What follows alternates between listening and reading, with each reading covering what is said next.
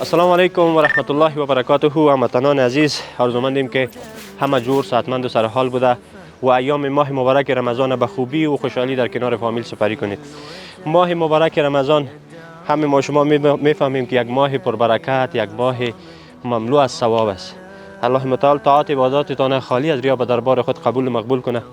امروز بنیاد خیریه نصیر در ولایت پاروان شهر چاریکار با او فامیلای بی وضاحت و یتیم و بی سرپرست مواد خوراکی را اینجا آوردیم که انشالله تا ساعت دیگه، تا دقایق دیگه این مواد خوراکی توزیع میشه و این مواد خوراکی میتونه که در چند شب از ماه مبارک رمضان سفره امی افراد اشخاص یتیم بی وضاحت و بی سرپرست کمی گرم کنه.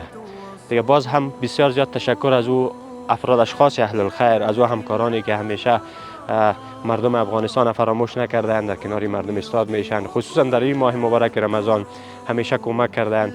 الله متعال اجر دارین نصیبشان کنه. الله متعال طاعات عباداتشان خالی از ریا به دربار خود قبول و مقبول بگردانه. واقعا یک صدقه بزرگ است، واقعا این یک کمکی است در این ماه مبارک رمضان که الله متعال چندین برابر اجرش به اینا بدهد. بسیار زیاد تشکر باز هم از همه شما. سلام علیکم. ذكر ينادي بالخشوع كم ضحت في طريق الهوى حتى سمعت نداء السماء